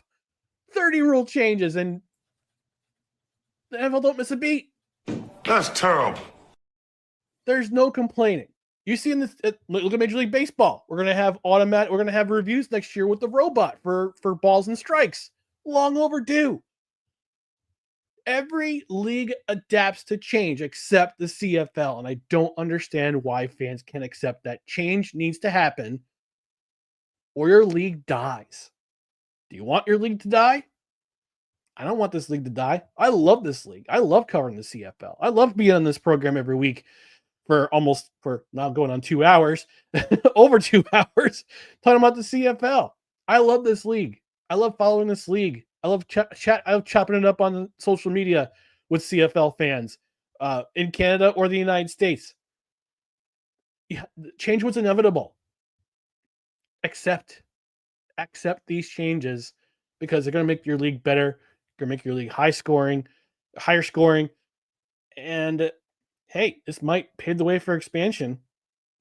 United States or Canada, I don't know when, but there will be a 10th. I'm hoping there's a 10th team added because of this, because it makes it easier to host these kind of games. So CFL fans, especially if you're a fan who makes a threat to the commissioner or any other or teams, you shouldn't. Why? Okay. But anyway, CFL changes are coming. I welcome these changes. You should too. Let's see how it works out. It'd be sweet if we can welcome them back to America and have some American Canadian football like we did in the 90s for a cup of tea. But I'll save that for another day here with Mr. McAlfee. Now, my ugly mug is back on the screen with this beard I got to do something with here soon. But hey, that has something to do with football. It's something to do with just me looking at myself here on this big screen for the first time today. But when it comes to today's episode, another great one with Mr. McCarthy. I don't think I've had to wait that long to ever say the Saskatchewan Roughriders on this program, because I thought the anticipation was building within yourselves. It was building with me, just getting hype and getting ready to say it, because I miss this team right here, talking about them not being here this past week, but taking a break, this past Friday, while Mr. McCarthy was gone, was definitely good because of what I shared with you guys earlier. And again, if you did not see that, go back to right after the commercial break and check out the promo again. But I will at least show you the YouTube thumbnail one more time, as this is coming out Tuesday afternoon, because stopping was never an option. Regardless, we moved. The Tavon Dawson story will be on Sartoba Media this Tuesday. So putting a lot of time into that. Still have a couple of days left to finish that up, but it's looking really nice. And I even outsourced some AI voiceover for this. So because mine absolutely sucked because I had the flu this week. So just got over that. And now that we're here on Friday, can at least say that I've had some fun putting that together or finalizing that this week. You can check me out on the Grind Wrestling Podcast here on Sartoba Media tomorrow as well. A lot of action within the next 24 hours between myself being here on this show that we're here on Fridays, as well as, we got the Grind on Saturdays and then Total Football Talk on Sunday nights. But this Sunday, Total Football Talk will actually not be live this Sunday night after Sunday Night Football, as I will again be taking Sunday to finalize the remainder of that project I just showed you and the preparation that's involved for the amount of graphics. There's like 14 games you got to recap on Sunday night. So from what happened Sunday at 1:00 to the end. And we have an international game at 9:00 this week. So with all that, I figured it would be too much for me. So episode 103 of Total Football Talk will be back on October 5th, the following Sunday, for episode 103. Mr. McCarthy and I will not be here next week. He would be out of town as well. But, unless anything's changed, we'll be here the following week back on What will that be? The 12th will be the following. Well, no. My math is all jacked up. What is that? The 10th. The 10th will be back, and we'll have episode 29 at that time. But Ryan, this was a fun one today, talking Canadian football with you. Look forward to doing it again here in a couple weeks, and we'll have hopefully a better picture of what the playoffs could look like for these teams when we get to that point. For myself, Mr. McCarthy, please don't be like this man right here. Please don't be like John Cena on the right side. Do not be a John Cena. Be a John Cena on the left. If you want to be a John bad heel Cena, you be him on the right. If you want to be a good person, the good guy, you be John Cena. Could I be Ron Cena? Yeah, John Cena.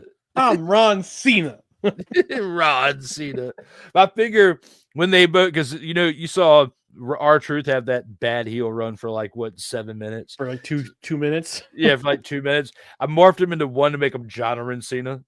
That's what Corey and I have an inside running joke. So we'll actually be talking about John Cena tomorrow on the Grind Wrestling Podcast. So I made sure I brought this graphic back up, and I made sure that we talked about it today because we'll be talking about it tomorrow with John. But right now, we only have one more thing left to do. As always, thank you again to Mr. McCarthy for being here for Total Football Talk Extra. Shout out again to our chat, especially Desiree for being here from pretty much the majority of this episode, being a big part of the entertainment here in the comments. Shout out to Rod Peterson. Shout out to Snowman. Shout out to my guy, Corey, man with 2 N's, who I will be with tomorrow on Sertoba Media. But not the person with the camel who we can't show on screen. No, we are not showing that one. No. But just a reminder. It's a family show. It is. We try our best. I mean, I misbehave sometimes, but that's expected. With that being said, as always, those of you, remember this is brought to you by Sertoba Media, where the struggle is real to be awesome. Find us on all major platforms except for our website because I took it down because I don't need one. I'm not that big yet. Here now, we've only got one thing left to do, and that's look at one awesome outro. For Mr. McCarthy, myself, Drew Willingham, as always, please stay safe out here in these streets.